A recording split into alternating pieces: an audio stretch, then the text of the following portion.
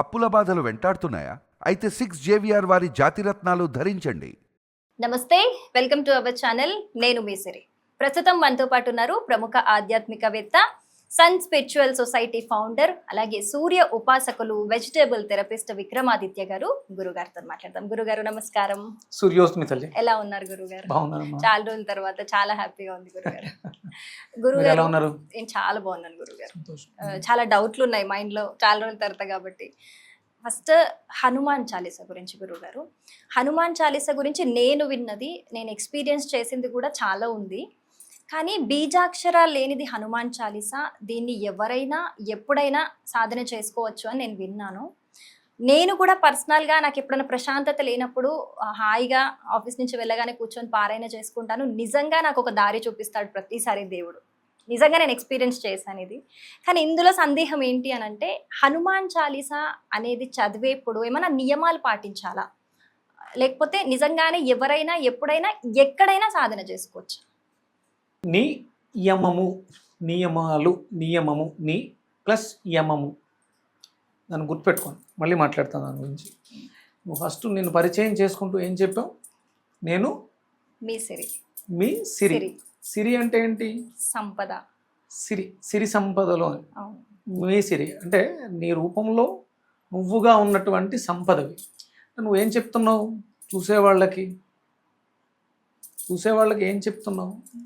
వాళ్ళ ప్రశ్నని నీ ప్రశ్నగా సంధించి తద్వారా నువ్వు తెలుసుకొని వాళ్ళకి జ్ఞానం ఇవ్వడం ద్వారా వాళ్ళకి ఏమొస్తుంది? సిరి సంపదలు వస్తాయి. ఓకే, అంటే నేను నా గోత్రం సిరిపాల. సిరిపాల గోత్రం, ఇది ఒక గోత్రం. సిరి అంటే సిరిపాల గోత్రం వాళ్ళ దగ్గర సంపదలు ఉంటాయి. ఏ సంపద ఉంటాయంటే సరస్వతి, జ్ఞానం. అది ఎక్కడ ఉంటుందో అక్కడ లక్ష్మి ఉంటుంది.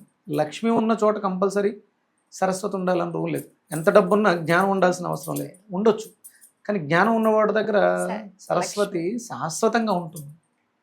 కానీ నువ్వు ఆ జ్ఞానాన్ని ఇవ్వడానికి ఇప్పుడు అడిగిన ప్రశ్న కూడా అంత ఆషామాషి కాదు. హనుమంతుల వారి గురించి అనగానే నువ్వు మనశ్శాంతి, పీస్ ఆఫ్ మైండ్, అంటే ఎక్కడైనా చీకట్లో ఉన్నప్పుడు భయం వేస్తే మనం దలుచుకునేటువంటిది, అంటే ధైర్యంగా కండలు తిరిగినటువంటి ఒక ఆజానుబాహుడు వచ్చి మన పక్కన నిలబడ్డట్టే ఉంటుంది. అది ఎక్కడుంది? అంతరంగంలో వచ్చిన ఆలోచన ఒక్కసారి మననం చేసుకుంటే బహిర్గతం అయ్యి నీ వెనక ఒక ధైర్యం నిలబడింది. త్రేతాయుగంలో రామచంద్రుల వారికి ఆయన ఒక దన్ను. ఆయన చెయ్యలేక కాదు, ఆయన చెయ్యలేనివి కాదు కదా. అలాంటి అద్భుతమైనటువంటి ఆజానుబాహుడికి సంబంధించిన అద్భుతమైనటువంటి ప్రశ్న. హనుమాన్ చాలీసా చదివేటప్పుడు నియమాలు ఉన్నాయా? నియమాలు, యమము. యమ అనగానే అంటే మనకి అష్టాంగ యోగ సాధనలో యమ నియమాలు అని ఉంటాయి. అష్టాంగ యోగ సాధన, ఆయన అష్టాంగ యోగ సాధన ఉత్కృష్టంగా చేసినటువంటి సాధకుడు. ఆయన ఫస్ట్ సామాన్యుడు, వాయుపుత్రుడు, అంజనాదేవికి వచ్చినటువంటి పుత్రుడు. ఒక సామాన్యంగా ఒక తల్లి గర్భంలో జన్మ తీసుకున్నాడు. ఆవిడ ఒక శాపగ్రస్తురాలు అంజనాదేవి. శాపం వల్ల అలా వానరూపాన్ని హనుమంతుడికి ఇచ్చింది. ఆవిడికి ఈయన పుట్టిన వెంటనే ఆవిడకి శాప విమోచన అయిపోయింది. హనుమంతుడు జన్మించడంతో ఆవిడకి ఒక శాపం ఉంది, ఆ శాప విమోచన అయిపోయింది. కానీ తన తాలూకు ఆ బిడ్డలో ఉంది. ఒక పుట్టిన బిడ్డ ఎంత గొప్పవాడు అంటే, మనం అందరం పైకి చూసి దండం పెట్టుకుంటాం, గట్టికి కాస్తే ఒడియాలు ఎండబెట్టుకుంటాం, పట్ల ఆరబెట్టుకుంటాం. కానీ భలే ఉందే, దీన్ని తినేద్దాము అనేంత హనుమంతుల వారు సూర్యుడిని మింగేద్దాం అన్నంత, అంటే అంత ఇష్టపడ్డాడు అని అర్థం. దాన్ని తినేశాడు అది ఇది కాదు.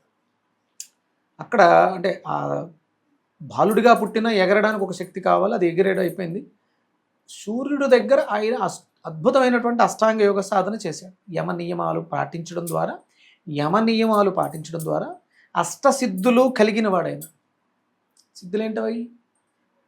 అనిమ, లగిమ, మహిమ, ఈప్సిత, ప్రాకార. అంటే ఉన్నటువంటి మాయమైపోతాడు, ఉన్నటువంటి చిన్నగా అయిపోతాడు, ఉన్నటువంటి పెద్దగా అయిపోతాడు, గాల్లో ఎగురుతాడు.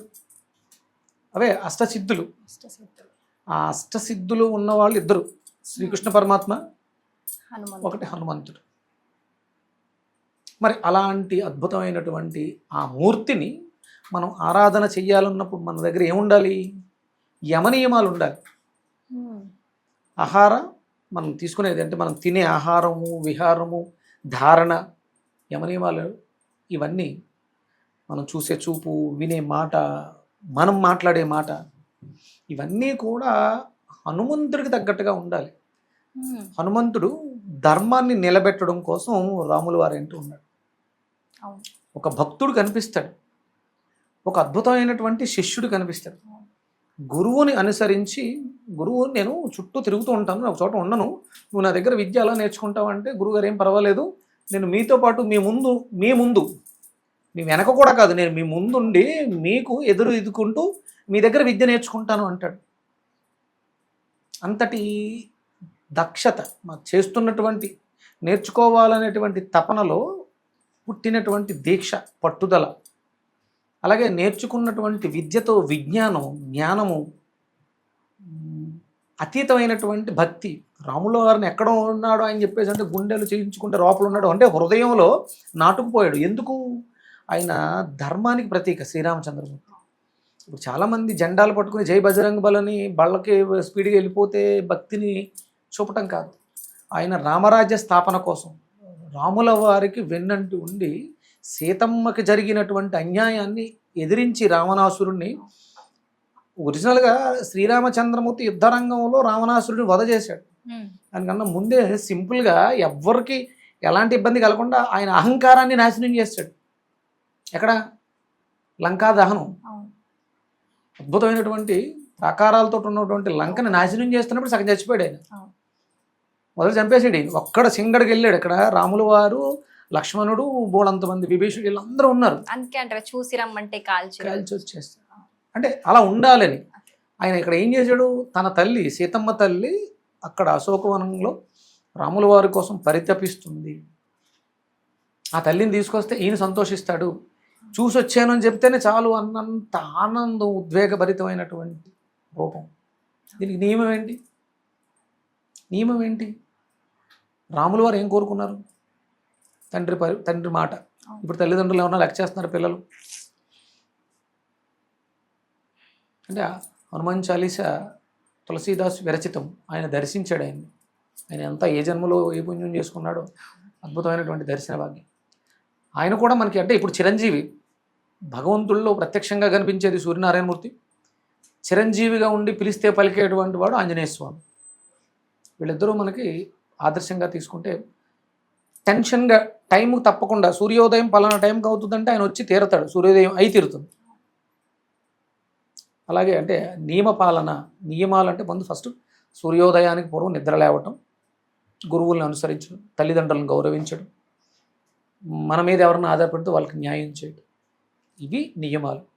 అలాగే ఆహారం, సాత్విక ఆహారం తీసుకోవాలి. అద్భుతమైనటువంటి సాధు ఆయన. విపరీతమైనటువంటి అంటే కేవలం తిండి కోసం బ్రతుకుతున్నాం మనం. బ్రతకటానికి తినాల్సినటువంటి తిండిని తినడం కోసం బ్రతికే స్థితికి వచ్చాం. ఇది కంపల్సరీ పాటించాలి. అంటే యమ నియమాలు పాటిస్తే మీరు కూడా ఆ అష్టసిద్ధులు ఏవైతే అనిమ, లగిమ, మహిమ, ఈప్సిత, ప్రాకార, ఈ సిద్ధులు ఏవైతే ఉన్నాయో అవి ఈ కలియుగంలో మనకు కూడా వస్తాయి. హనుమాన్ చాలీసా అంటే మీరు అంటూ పట్టుకుంటే పర్ఫెక్ట్ అందులోనే ఉంది. నిగూఢమైనటువంటి రహస్యాలని ఎన్క్రిప్ట్ చేసి పెట్టినటువంటి శ్లోకాలు మనకి తులసీదాస్ గారు ఇచ్చినటువంటివి కానీ, లేకపోతే వేమన పద్యాలు కానీ, ప్రతి దాంట్లో ఎన్క్రిప్టెడ్. ఉప్పు కర్పూరము ఒక్క పోలిక నుండి చూడ రుచుల జాడవేరు.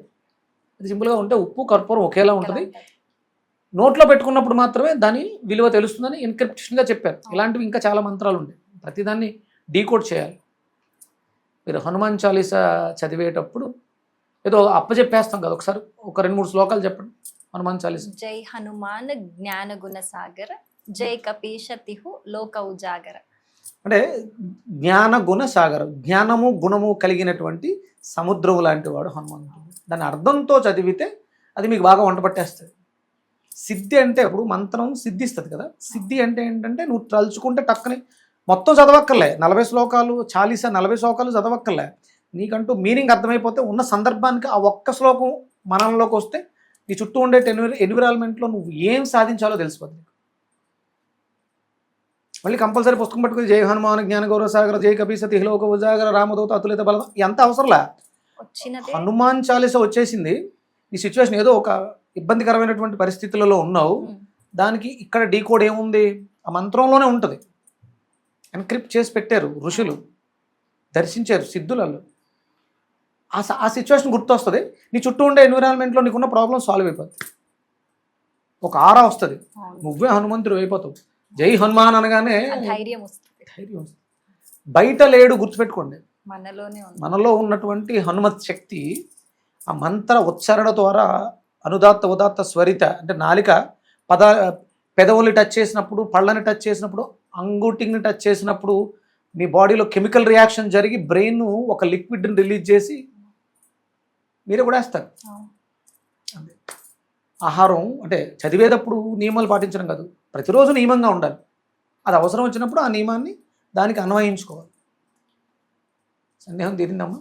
చాలా చక్కగా చెప్పారు గురుగారు. ఎన్నో తెలియని విషయాలను కూడా తెలియజేశారు. ధన్యవాదాలు. సూర్యస్మృతి.